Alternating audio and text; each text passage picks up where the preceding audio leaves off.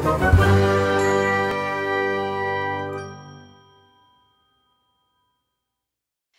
Awesome Kids, selamat datang di ibadah online kita. Berikut adalah panduan beribadah kita pada hari ini.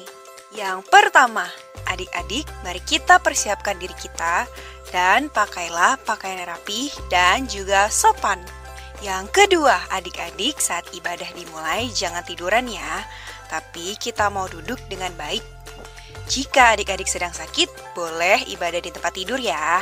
Yang ketiga, adik-adik, mari kita siapkan Alkitab kita. Yang keempat, bagi adik-adik yang sudah bisa menulis, ayo siapkan buku dan alat tulisnya ya. Hal ini berguna untuk mencatat firman Tuhan yang disampaikan pada hari ini.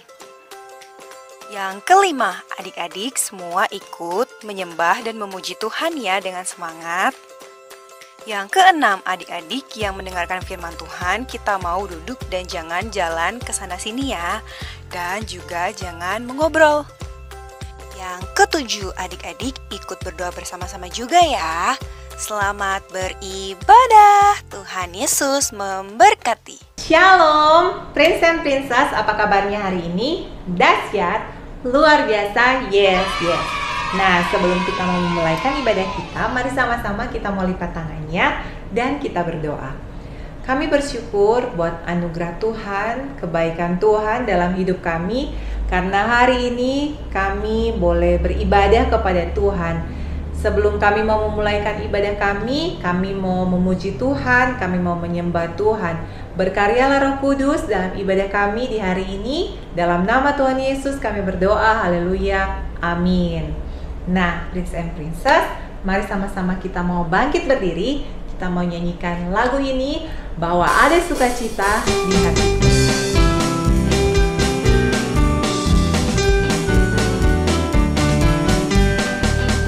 Adalah sukacita di hatiku, di hatiku, di hatiku adalah sukacita di hatiku, diberikan Tuhanku. Aku bersyukur, bersukacita, ada kasih Yesus di hatiku. Aku bersyukur, bersukacita, ada kasih Yesus di hatiku. Adalah sukacita di hatiku, di hatiku, di hatiku adalah sukacita di hatiku, diberikan Tuhanku. Aku bersyukur, bersukacita, ada kasih Yesus di hatiku. Aku bersyukur, bersukacita, ada kasih Yesus di hatiku. Adalah sukacita di hatiku, di hatiku, di hatiku adalah sukacita di hatiku, diberikan Tuhanku. Aku bersyukur, bersukacita, ada kasih Yesus di hatiku. Aku bersyukur, bersukacita, ada kasih Yesus di hatiku. Ada kasih Yesus di hatiku, ada kasih Yesus di hatiku. Kasih tepuk tangan yang meriah buat Tuhan Yesus. Maka Prince and Princess, saatnya kita mau belajar kebenaran firman Tuhan. Namun sebelumnya mari sama-sama kita mau nyanyikan lagu ini, Firman-Mu pelita bagi kakiku. Firman-Mu pelita bagi kakiku, terang bagi jalanku.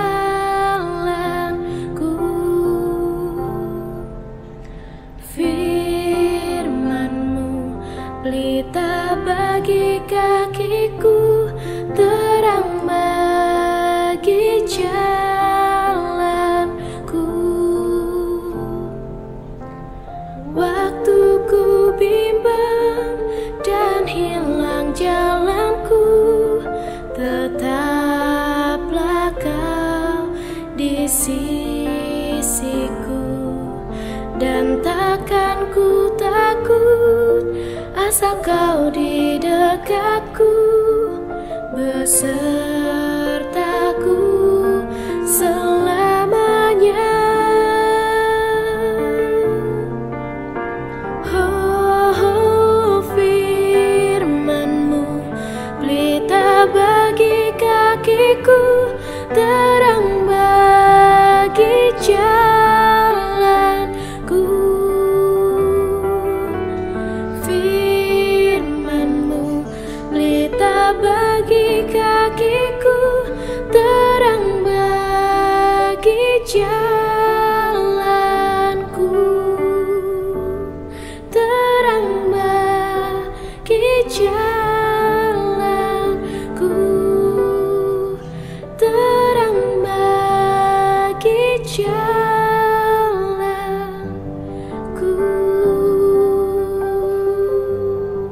Kami percaya Tuhan bahwa hanya firman yang dapat menerangi setiap langkah kehidupan kami. Saat ini kami mau belajar kebenaran firman Tuhan. Berkati setiap kami, dalam nama Tuhan Yesus kami berdoa, haleluya, amin.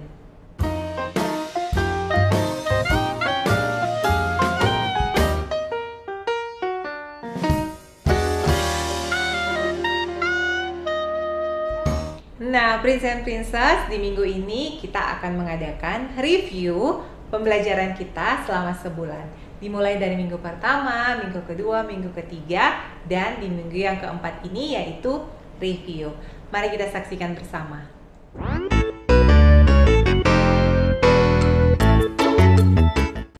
Yeremia adalah seorang yang dipilih Tuhan untuk menjadi juru bicara atau penyambung lidah dari Tuhan kepada umatnya.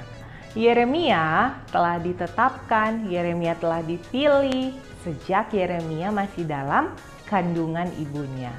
Tetapi Yeremia menyadari kelemahannya, yaitu dia tidak pandai berbicara dan masih muda untuk menjadi seorang nabi yang tugasnya menyampaikan perkataan Tuhan kepada umatnya. Tetapi Tuhan menguatkan Yeremia untuk tidak takut, sebab Tuhan menyertai dia. Nah, adik-adik, sebagai anak Tuhan yang luar biasa, maka kita juga bisa menyampaikan firman Tuhan, perkataan yang ada di dalam Alkitab kepada orang lain. Misalnya, saat kakak kita sedang sakit atau mungkin orang tua kita sedang sakit, kita bisa mendoakan mereka dan berkata, oleh bilur-bilur darah Yesus, kamu menjadi sembuh. Oleh bilur-bilur darah Yesus, Tuhan menyembuhkan. Tuhan yang akan memulihkan.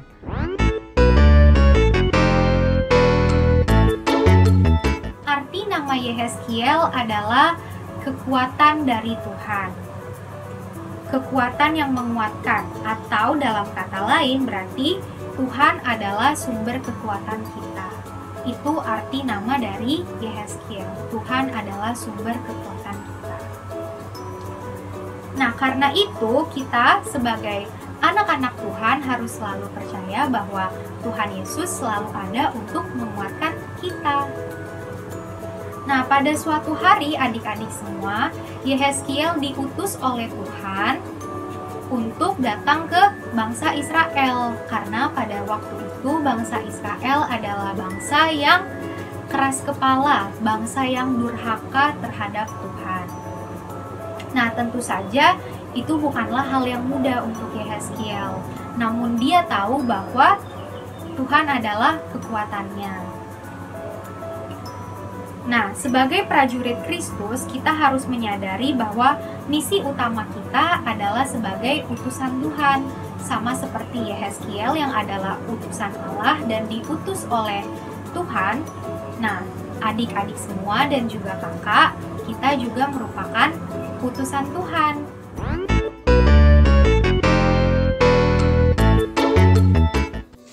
Wow, dari 20 roti dan 1 kantong gandum bisa memberkati 100 orang.